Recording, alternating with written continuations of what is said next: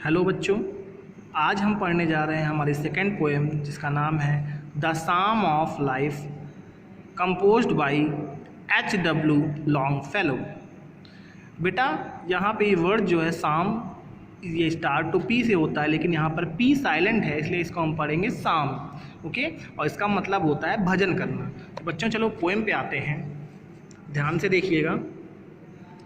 Life is real, life is earnest, and the grave is not its goal।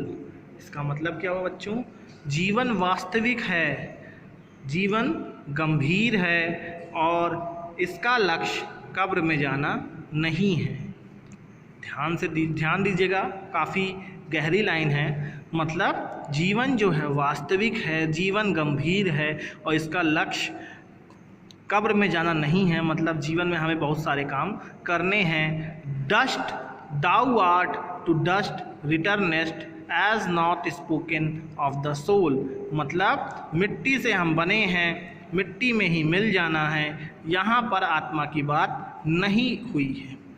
Not enjoyment and not sorrow is our destined and और वे।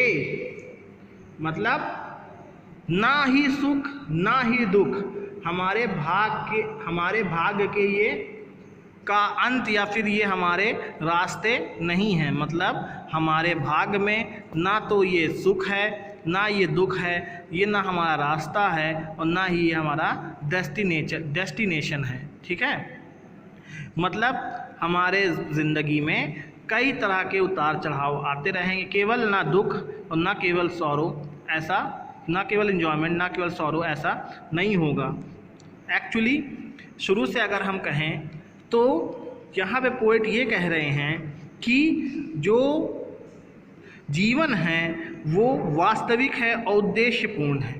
हम सबके जीवन में एक कोई ना कोई डेफिनेट एम आएगा, एक गोल आएगा, है ना, और जिसका हमें कठिन परिश्रम के साथ सामना करना चाहिए। ठीक है, आगे देखिए। But to act that each tomorrow finds us farther than today. इसका मतलब क्या होगा बच्चों?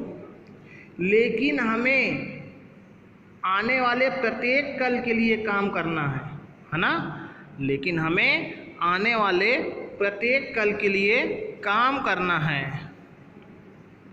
Finds us farther than today, जो कि हमें finds us farther than today, जो कि हमें बहुत आगे ले जाएगा आज से, है ना। जो कि आज हमें मिला है मौका, तो वो हमें आज से बहुत आगे ले जाएगा। तो हमें आने वाले हर कल के लिए बहुत सारे काम करने हैं। अब आगे देखिए। In the world's broad field of battle, इस दुनिया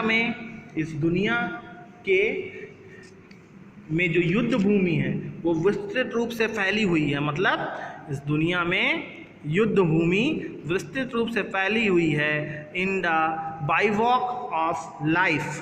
बेटा यहाँ बाइवॉक का मतलब क्या है? यहाँ पे बिवॉक इसको पढ़ेंगे। बिवॉक का मतलब क्या है बच्चों? इसका मतलब है पड़ाव।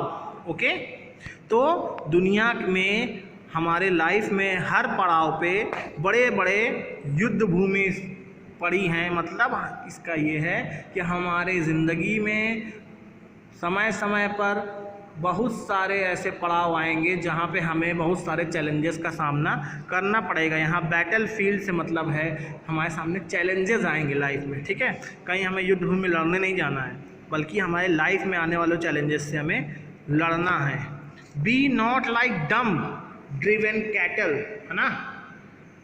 B a hero in the strife. मतलब भगाए गए पशुओं की तरह गूंगे बहरे मत बनो, बल्कि संघर्ष में नायक बनो।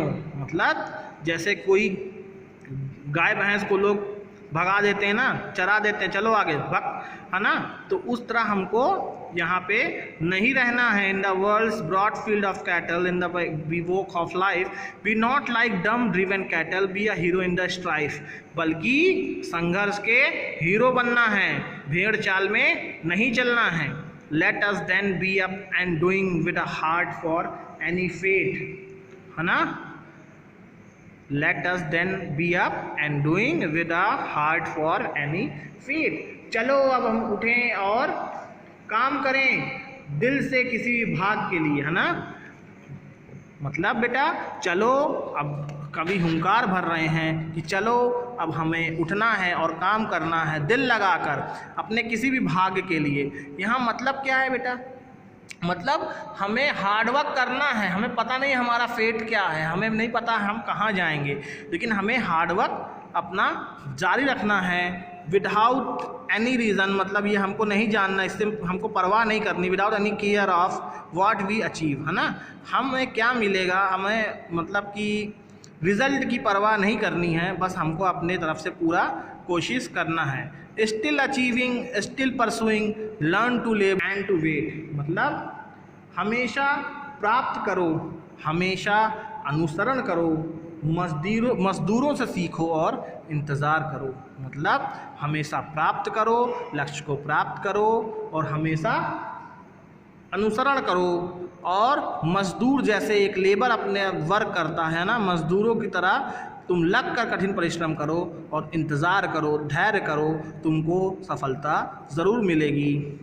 तो ऑल इन ऑल कह सकते हैं बच्चों, इसमें जो ये कवि हैं H.W. लॉन्गफेलो, ये हमें दुनिया की वास्तविकता बताते हैं और कहते हैं जीवन में केवल आना और चले जाना यही हमारा लक्ष्य नहीं है। हमें जीवन में बहुत सारे काम करने हैं, हमारे सामने बहुत सारे चैलेंजेस आएंगे जिसका हमें सामना करना है ना। और जीवन का में हमको ना केवल सुख मिलेगा ना दुख मिलेगा, केवल सुख और केवल दुख ही जीवन का सच नहीं है ना। हमें अपने लक्ष्य को हासिल करने के लिए जीवन के पड़ावों में हमें अपने छोटे छोटे लक्ष्य को हासिल करने के लिए लगातार परिश्रम करना है और बिना रिजल्ट की परवाह किए, बिना भविष्य की परवाह किए लगातार उसमें लगे रहना है ईमानदारी के साथ। तो बच्चों ये थी हमारी second poem the psalm of life. अगर आपको कोई भी प्रॉब्लम होती है इसमें तो आप मुझे मैसेज करके पूछ सकते हैं और नेक्स्ट क्लास में मैं इसका आपको एक्सरसाइज प्रोवाइड करा दूँगा। Thank you.